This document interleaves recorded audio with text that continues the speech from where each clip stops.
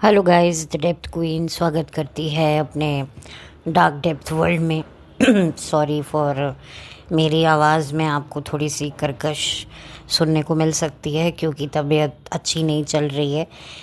और आपको पता ही है कि किस तरीके का मौसम है और किस तरीके से मौसम के मिजाज हैं, तो उसका भुगतना हम लोगों को पड़ता है। और अगर ना भुगतने को पड़े, ना हमें भुगतना पड़े, तो भी समाज जो है हमसे पूछता है तुम ठीक हो ना, तुम्हें तो नहीं है ना खांसी जुकाम, गला तुम्हारा ठीक है ना। तो ना करते फिर एक वक्त आता है कि हम कहते हैं नहीं, हमारा भी गला ख़राब हो रहा है, हमारे भी गले में किराहट हो रही है। तो कहते हैं अच्छा अच्छा, अरे मौसम ही ऐसा चल रहा है। तो खैर, इस बात को थोड़ा साइड में रखते हैं। आज मैं आप लोगों के सामने जो फ़िल्म लेकर आई हूँ, ये एक रीजनल फ़िल्म है। जी नहीं, ये कोई साउथ की मूवी नहीं है, बल्कि ये गुजराती मूवी है। और घबराइए नहीं, ये इसका हिंदी डब्ड आपको मिल जाएगा नेटफ्लिक्स पे। शायद आप लोग मेरा हिंट समझ गए होंगे कि मैं किस मूवी की बात कर रही हूँ। मैं बात कर रही हूँ वश 2 के बारे में, जिसका सेकंड पार्ट अभी हाल ही में ओटीटी प्लेटफॉर्म पर रिलीज़ हुआ है। और काफ़ी भारी मात्रा में इस मूवी को देखा जा रहा है, क्योंकि उसकी सबसे बड़ी वजह है ये हिंदी में आई है। क्योंकि जो पहले वाली वश थी वो हिंदी में मुझे नहीं पता अवेलेबल है नहीं है, वो बात अलग है कि उसके ऑफिशियल राइट्स खरीद कर उसका हिंदी में रीमेक बनाया गया, जिसका नाम रखा गया शैतान, जिसमें अजय देवगन, ज्योतिका और आप कह सकते हैं कि आर माधवन थे। और शायद ये लड़की वही थी जो ओरिजिनल सिनेमा में थी। मैं थोड़ी सी कंफ्यूज हूँ, मुझे आप लोग बताइएगा। मैं थोड़ा यहाँ कंफ्यूज हो रही हूँ क्योंकि मैंने ना शैतान मूवी थोड़ी सी ही देखी है, तो इसीलिए मैं उस मूवी के बारे में कुछ नहीं कहती हूँ। मुझे ज़्यादा कुछ जानकारी नहीं है कि हिंदी वाली और गुजराती वाली की जो पहले आई थी, क्योंकि मुझे कुछ नहीं पता। थोड़ी सी मैंने शैतान मूवी ज़रूर देखी है, पर आगे मैं उसे कंटिन्यू नहीं कर पाई। लेकिन ये वाली मूवी वश 2 मैंने पूरी तरीके से देखी है, शुरुआत से लेकर अंत तक देखी है। और सच कहूँ तो बंद करने का भी मन नहीं कर रहा था। और ये एक तरीके से हॉरर मूवी है, और हॉरर को जनरेट करने के लिए पब्लिक में ज़रूरी नहीं होता कि टेढ़े मेढ़े चेहरे लगाए जाएं, टेढ़ा मेढ़ा मेकअप किया जाए आर्टिस्ट को। आप बड़े ही टेक्निकल ग्राउंड्स पे बड़ी इंटेलिजेंटली डर का एटमॉस्फेयर दिखा सकते हैं बिना ओवर मेकअप किए हुए। जैसे कि कई हॉरर फिल्में, चाहे वो बॉलीवुड की हों या हॉलीवुड की हों, चाहे आपने साउथ की भी देखी होंगी जिसमें ओवर लाउड मेकअप होता है, लेकिन यहाँ पर सिचुएशन इतनी ज़्यादा नेचुरल थी कि उसमें जो डर जनरेट हो रहा था वो बड़ा नेचुरल था। जैसे एक स्कूल है, गर्ल्स स्कूल है, अच्छी खासी लड़कियां हैं, टीनेजर लड़कियां हैं, पढ़ रही हैं, जा रही हैं, रिसेस होता है और उनको कैंटीन में खाना दिया जाता है स्कूल की तरफ से। खाने के बाद सारी की सारी एकदम स्टैचू बन जाती हैं, और उसके बाद जो तांडव शुरू होता है वो वाकई आपको आपके रोंगटे खड़े कर देगा। आपकी लिटरली आंखें बाहर आ जाएंगी कि ये आपने क्या देख लिया। वाकई मैं क्या बोलूँ, देखिए ये एक गुजराती सिनेमा है। ऐसा नहीं है कि मैं गुजराती सिनेमा को समझती नहीं हूँ। मेरे कुछ एक्सटेंडेड रिलेटिव्स हैं जो गुजरात साइड में रहते हैं, और मैं उनसे थोड़ा बहुत टच में भी हूँ, तो थोड़ी बहुत गुजराती मैं समझ सकती हूँ। ज़्यादा नहीं, पर थोड़ी बहुत समझ सकती हूँ। लेकिन क्योंकि मुझे फ़िल्म देखनी थी और आप लोगों के साथ इसका रिव्यू करना था, तो मैंने स्पेसिफ़िकली इसे हिंदी में ही देखना बेहतर समझा। अभी दृश्यम मूवी का जो सेकंड पार्ट आया था, मैंने उसका हिंदी वर्जन तो देखा ही था, साउथ का भी मैंने वर्जन देखा था हिंदी सबटाइटल में। बट सच बताऊं, हिंदी सबटाइटल में मैं ये तो नहीं कहूँगी कि मूवी को मैं समझ नहीं पाई। मुझे मूवी समझ में आ गई, बहुत अच्छे से समझ में आ गई, बट स्टिल कुछ चीज़ें होती हैं जो आपको जब तक लैंग्वेज समझ में नहीं आती ना, आप उससे कनेक्ट नहीं कर पाते। ऐसा देखिए मेरे साथ तो होता है। और ये गुजराती सिनेमा के जितने भी आर्टिस्ट हैं, मैं ज़्यादा किसी को जानती नहीं हूँ। हाँ, कुछ आर्टिस्ट को बॉलीवुड में या ओटीटी प्लेटफॉर्म पे थोड़ा मौका मिल गया तो थोड़ा नाम पता चल जाता है। जैसे कि वो जो एक स्कैम आया था ओटीटी पे, सोनी लिव पर शायद आया था, अगर मैं गलत नहीं हूँ, तो जो उसका एक्टर था वो लोगों ने उसको जाना, वो भी गुजराती शायद सिनेमा से ही था, मैं उसका नाम भूल रही हूँ। शायद गांधी सरनेम था, प्रतीक गांधी कुछ ऐसा ही था। प्लीज़ आप लोग मुझे करेक्ट कीजिएगा अगर मैं गलत बोल रही हूँ। तो आपको नाम पता चल जाता है। या फिर कोई ऐसा आर्टिस्ट बिग बॉस में चला जाए। अब देखिए, हम लोग भोजपुरी स्टार्स को भी जो है वो रियलिटी शो या हिंदी फिल्मों की वजह से ही जानते हैं। हम संभावना को जानते ही बिग बॉस सीज़न 2 की वजह से है, या निरूहा, दिनेश लाल निरूहा जो कि सीज़न 12 में आए थे, फिर उसके बाद मोनालिसा आई थी सीज़न 10 में, और अभी ये कोई नीलम भी आई है जो कि आई है अभी इस करंट सीज़न में। और भी बहुत सारे, जैसे कि सपना चौधरी जो हरियाणा से थी, और भी बहुत सारे लोग हैं जिनका नाम मुझे याद नहीं आ रहा है, जिन्होंने रीजनल सिनेमा में, उनको जितना लोग जानते थे उससे कई ज़्यादा उनको कामयाबी मिली जब उन्होंने हिंदी रियलिटी शो में जो है भाग लिया। अब जैसे पवन सिंह है, पवन सिंह भी राइज एंड फॉल नाम के रियलिटी शो में नज़र आए। हो सकता है आने वाले वक्त में वो बिग बॉस में दिखें। हालांकि पवन का नाम तो काफ़ी लोग जानते ही हैं, कुछ ना कुछ कंट्रोवर्सी उनकी आती रहती है। अच्छा, अक्षरा सिंह भी ओटीटी के सीज़न शायद 1 में आई थी, जिसमें शिल्पा की बहन शमिता थी। तो क्योंकि पवन और उस लड़की का, अक्षरा का, कुछ कंट्रोवर्सी थी, इस चलते उसका नाम लोगों को पता था। तो ऐसे कुछ रीजंस की वजह से भी जो है इनको लाइमलाइट मिलती है, फिर इनको मिलता है रियलिटी शो, और वहाँ से पब्लिक इनको इनके नाम से जानती है। अगर मैं संभावना की बात करूँ तो संभावना की उस वक्त राखी सावंत से बहुत ज़्यादा कंट्रोवर्सी रहती थी कि भाई मेरे गाने छीन लिए, मेरा ये कर दिया राखी ने। वो बात अलग है कि आज राखी और संभावना दोनों अपना सहेली बन के बैठी हुई हैं, तो ठीक है, वो एक उम्र निकल जाती है तो कंपटीशन भी ख़त्म हो जाता है, क्योंकि अब उनका दौर चला गया है। और दौर चला गया तो काम भी चला गया, तो फिर काहे की दुश्मनी, फिर काहे की राइवलरी। तो तुम भी खाली, हम भी खाली, आओ मिलके बजाएं दोनों ताली, ये वही वाली बात होती है। तो ये चीज़ें अक्सर देखी जाती हैं कि जो रीजनल आर्टिस्ट होते हैं उनको तभी ज़्यादा पहचान मिलती है जब उनको हिंदी रियलिटी शो या कोई ओटीटी या किसी फिल्म में चांस मिलता है। तो यहाँ पर उनका असली टैलेंट नहीं देखने को मिलता। अब जैसे ये फिल्म है वश, इसमें जितने भी आर्टिस्ट हैं वो गुजराती सिनेमा में डेफिनेटली बहुत ही अव्वल दर्जे की पोजीशन पे होंगे, पॉपुलर होंगे, लेकिन हम लोग उनको नहीं जानते, हमें नहीं पता। हम गूगल सर्च करेंगे तो हमें किसी के बारे में पता चलेगा कि भाई इसने इतनी फिल्में करी हैं, इसको गुजराती सिनेमा के लिए काफ़ी पुरस्कार से सम्मानित किया गया है, वो हो सकता है, लेकिन जो हिंदी ऑडियंस इनसे परिचित नहीं है।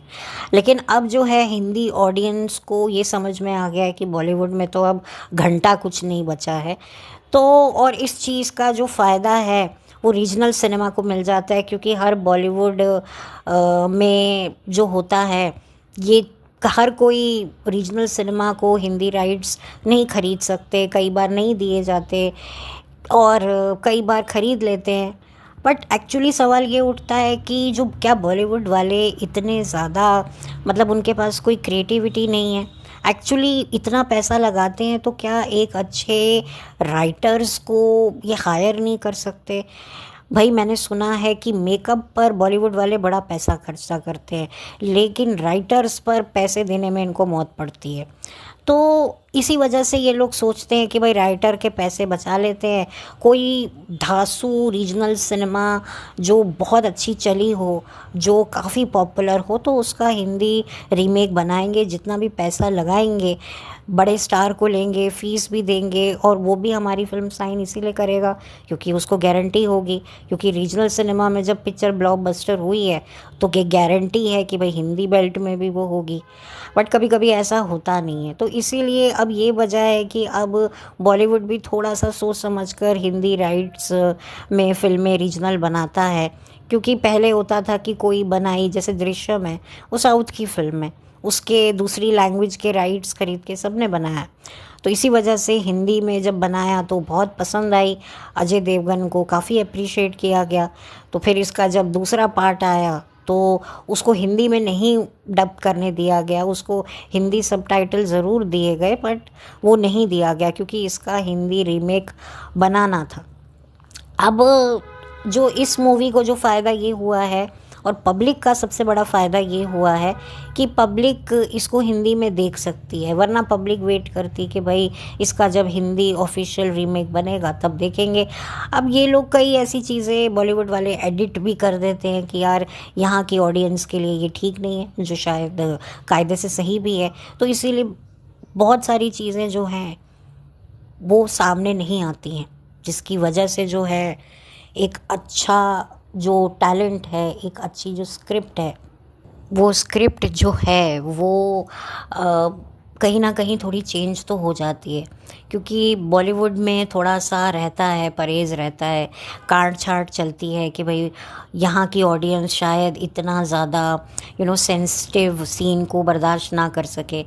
तो इस वजह से जो है पिक्चर के कुछ सीन कट जाते हैं जो वाकई डेप्थ वाले होते हैं। और यही वजह है कि जब आप इस मूवी को देखेंगे हिंदी में, मुझे नहीं पता ये एडिट है या इसको एडिट किया गया है, क्योंकि ओटीटी पर जब इसे रिलीज़ किया होगा तो यकीनन देखा होगा हर कोई आजकल ओटीटी चलाता है, तो हो सकता है कुछ एडिटिंग करी हो या हो सकता है एडिटिंग नहीं भी करी हो, मुझे इतना नहीं पता डिटेल में। लेकिन जब आप ये फिल्म देखेंगे तब आपकी पलकें बिल्कुल झपकने से इनकार कर देंगी, आप बिल्कुल स्थगित हो जाएंगे, ऐसा लगेगा आप खुद हिप्नोटाइज हो गए।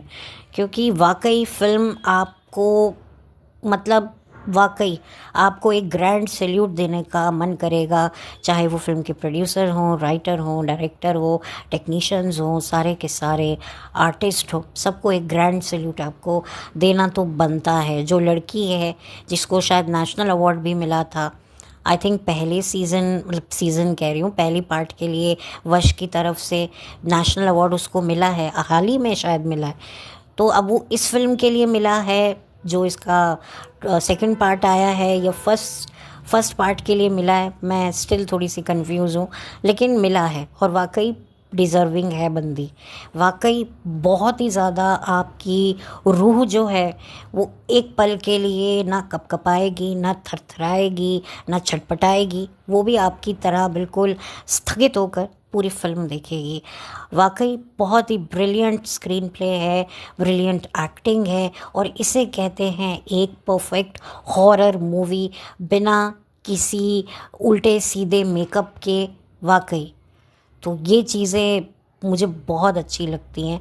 ऐसे सिनेमा की हमारे बॉलीवुड में बहुत ज़रूरत है, लेकिन हमारा बॉलीवुड जो है ऊट जलूट चीज़ों के पीछे महंगे महंगे शॉट्स लेने के लिए फ़ौरन जाएगा, लेकिन जो स्क्रिप्ट पर मेहनत नहीं करेगा। हीरोइनों के मेकअप के लिए अरबों खरबों रुपया खर्च किए जाएंगे, पर एक अच्छी स्क्रिप्ट के लिए इतना पैसा नहीं दिया जाता राइटर्स को।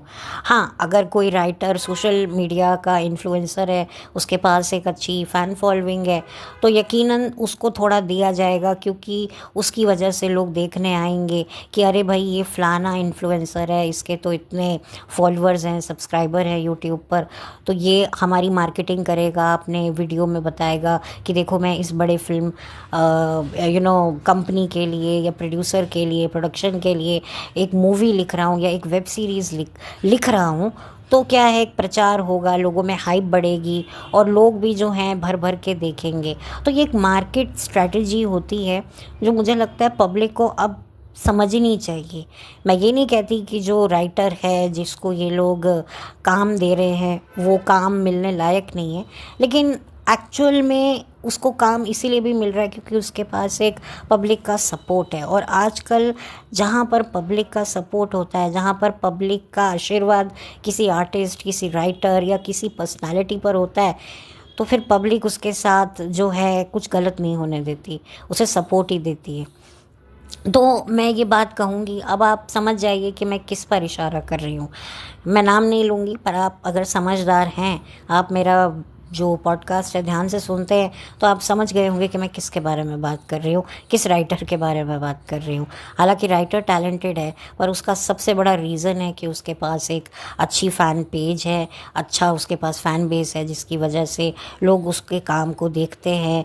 और आप देखिए, जब भी उसका काम कहीं पर रिलीज़ होता है तो यूट्यूब पर कितना ज़्यादा उसे भर भर के प्रमोशन मिलता है, चाहे वो ओटीटी हो, चाहे कुछ भी हो। तो ये एक बहुत बड़ी बात होती है। तो इसी वजह से मैं कहूँगी कि आपको ये फ़िल्म देखनी चाहिए। हाँ, जो कमज़ोर दिल वाले हैं उन्हें थोड़ा सा ये फ़िल्म नहीं देखनी चाहिए, जो ओवर सेंसिटिव है। तो मैं कहूँगी उनसे, तो मैं उनको हाथ जोड़कर ये रिक्वेस्ट करूँगी कि वो ये फ़िल्म ना देखें। जो थोड़े मज़बूत दिल के हैं वो ये फ़िल्म देखें, एन्जॉय करें, और वाकई रियल एंटरटेनिंग और थ्रिलर, एक्साइटिंग और हॉरर सिनेमा क्या होता है वो आपको इस फ़िल्म से देखने को मिल जाएगा।